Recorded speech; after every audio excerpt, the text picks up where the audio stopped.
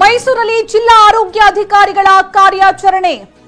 ಭ್ರೂಣ ಹತ್ಯೆ ಸಂಬಂಧ ಪರಿಶೀಲನೆ, ಕ್ಲಿನಿಕ್ಗಳಿಗೆ ಬೀಗ. ವೈದ್ಯಕೀಯ ಪ್ರಮಾಣ ಪತ್ರ ಇಲ್ಲದ 14 ಕ್ಲಿನಿಕ್ಗಳಿಗೀಗ ಬೀಗ ಹಾಕಲಾಗಿದೆ.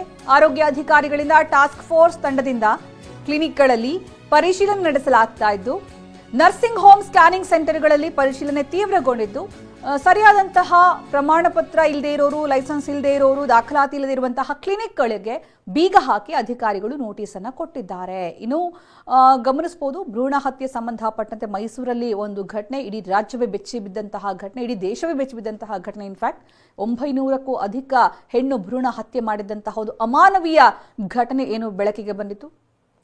ಆಸ್ಪತ್ರೆಯ ವಿರುದ್ಧ ಒಂದು ಆಕ್ರೋಶ ವ್ಯಕ್ತವಾಗಿತ್ತು, ಮಾತಾ ಆಸ್ಪತ್ರೆಯ ವಿರುದ್ಧ ಆಕ್ರೋಶ ವ್ಯಕ್ತವಾಗಿತ್ತು. ಅದಾದ ನಂತರ ಅಧಿಕಾರಿಗಳು ನಡ್ಕೊಂಡಂತಹ ರೀತಿಗೂ ಕೂಡ ನೋಟಿಸ್ ಅಂಟಿಸುವ ವಿಚಾರಕ್ಕೆ ಸಂಬಂಧಪಟ್ಟಂತೆ ಸಾಕಷ್ಟು ಆಕ್ರೋಶ ಸಾರ್ವಜನಿಕರಿಂದಲೂ ಕೂಡ ವ್ಯಕ್ತವಾಗಿತ್ತು. ಅಷ್ಟೇ ಅಲ್ಲ, ಇಂತಹ ಭ್ರೂಣ ಹತ್ಯೆ ಪ್ರಕರಣಗಳು, ಹೆಣ್ಣು ಭ್ರೂಣ ಹತ್ಯೆ ಪ್ರಕರಣಗಳು ಎಗ್ಗಿಲ್ಲದೆ ನಡೀತಾ ಇವೆ. ಗಮನಕ್ಕೆ ಬಂದರೂ ಕೂಡ ಯಾರು ಕೂಡ ಅದು ಕ್ರಮ ತೆಗೆದುಕೊಳ್ತಾ ಇಲ್ಲ. ಕಾನೂನು ಪ್ರಕಾರ ಇದು ಅಪರಾಧ ಅಂತ ಗೊತ್ತಿದ್ರೂ ಕೂಡ ವೈದ್ಯರು ಕೂಡ ಇದರಲ್ಲಿ ಇನ್ವಾಲ್ವ್ ಆಗಿದ್ದಾರೆ. ಜೊತೆಗೆ ಇದಕ್ಕೆ ಸಾರ್ವಜನಿಕರು ಕೂಡ ಕೆಲವರು ಸಪೋರ್ಟ್ ಮಾಡ್ತಾ ಇದ್ದಾರೆ ಅನ್ನುವಂತಹ ಒಂದು ಆತಂಕಕಾರಿ ಏನು ಮಾಹಿತಿ ಬಯಲಾಗಿತ್ತು. ಅದಾದ ನಂತರ ಆರೋಗ್ಯ ಅಧಿಕಾರಿಗಳ ವಿರುದ್ಧ ಅಸಮಾಧಾನ ಹೆಚ್ಚಾಗಿತ್ತು ಸಾರ್ವಜನಿಕರಿಂದಲೂ ಕೂಡ.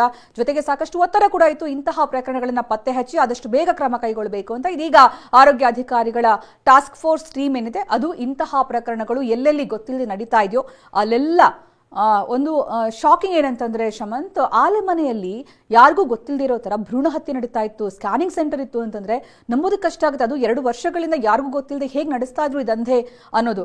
ಅಂಥದ್ರಲ್ಲಿ ಈಗ ಯಾವ ರೀತಿಯಲ್ಲಿ ಕ್ಲಿನಿಕ್ಗಳು ಕಾರ್ಯನಿರ್ವಹಿಸ್ತಾ ಇವೆ, ಜೊತೆಗೆ ಎಲ್ಲೆಲ್ಲಿ ಭ್ರೂಣ ಹತ್ಯೆ ಆಗುತ್ತೆ ಅಂತ ಒಂದು ಊಹೆ ಮಾಡೋದು ಕೂಡ ಕಷ್ಟ ಆಗುತ್ತೆ. ಹಾಗಾಗಿ ಅಂತಹ ಜಾಗಗಳನ್ನ ಪತ್ತೆ ಹಚ್ಚುವಂತಹ ಕೆಲಸ, ಲೈಸೆನ್ಸ್ ಇಲ್ಲದೆ ಇರುವಂತಹ ಕ್ಲಿನಿಕ್ಗಳಿಗೆ ಬೀಗ ಹಾಕುವಂತಹ ಕೆಲಸ, ನೋಟಿಸ್ ನೀಡುವಂತಹ ಕೆಲಸ, ಜೊತೆಗೆ ಅವರು ನಿಜವಾಗ್ಲೂ ಇಲ್ಲಿ ವೈದ್ಯರಾಗಿ ಕೆಲಸ ಮಾಡ್ತಾರಾ ಅಥವಾ ಇನ್ನೇನಾದ್ರೂ ಕಾನೂನು ಬಾಹಿರವಾಗಿ ಇಂತಹ ಕೆಲಸಗಳು ಆಗತ್ತಾ ಅನ್ನೋದನ್ನ ಪರಿಶೀಲನೆ ಮಾಡ್ತಾ ಇದ್ದಾರೆ.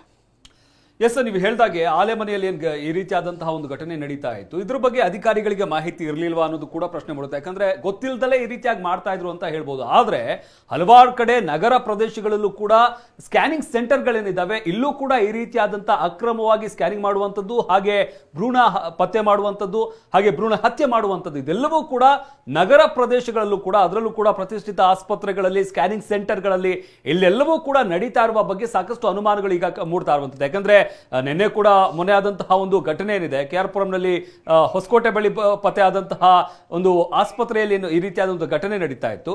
ಇದು ಸಾಕಷ್ಟು ಪ್ರಶ್ನೆಗಳನ್ನ ಮೂಡಿಸ್ತಾ ಇರುವಂಥದ್ದು.